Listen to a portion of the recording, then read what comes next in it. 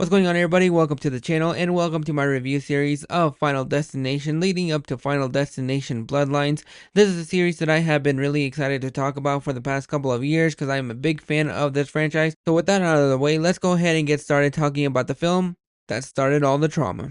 Final Destination follows Alex, played by Devon Sawa, who is going on a school trip to France when he gets a premonition that his plane is going to explode. Shortly after Alex, a few students, and his teacher gets off the plane, they see that the plane actually does explode, and now Alex has to race against time to save those surviving members from Death's evil plan. The first Final Destination movie to me is like the first Terminator movie. I completely forget that it exists. Whenever it comes down to the Terminator movies, I just watch the second one and then completely forget about the rest. With Final Destination, it's almost exactly the same. I forget about the first one and then just move on to 2 to 5. So while the first Final Destination to me is one of the weakest films in the series, I still have a lot of fun with this movie whenever I try to check it out because I think it sets up a wonderful atmosphere. For the time that this movie was released, it was an original movie. It was originally going to be an X-Files episode, so they retooled it and made it a feature film, and I think this movie is pretty solid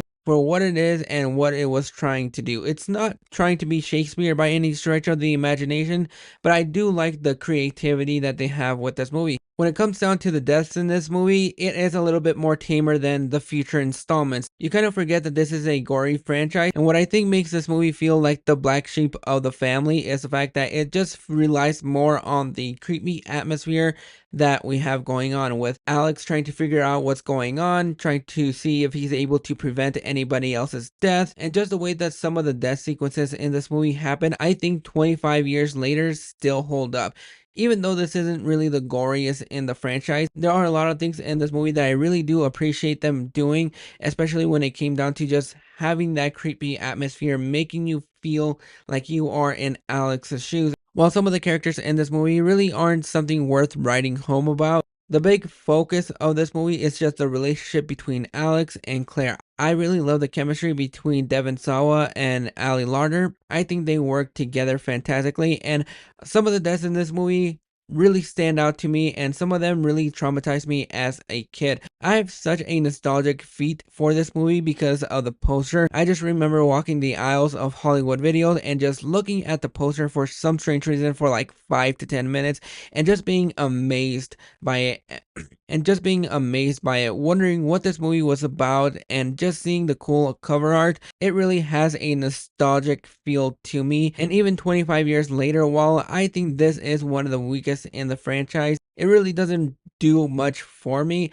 I still enjoy it whenever I do pop it on once every 5 to 10 years. But as far as starting off the trauma train, I think this movie does a really good job of just setting the tone of what this is. James Wong directed this, and he later went on to direct Final Destination 3, but overall, this is a movie that I really enjoy. It's a lot of fun. Some of the deaths in here I really enjoy. Some of them really aren't the best, but as far as getting its feet on the ground, this is a really solid film that I really enjoy whenever I pop it on, and I really enjoyed watching this movie now. But those are my thoughts on Final Destination. Let me know down in the comments if you think this is one of the weakest franchise or if this is one of your favorites. Drop those thoughts in the comments below, and I'll catch you guys for the next video.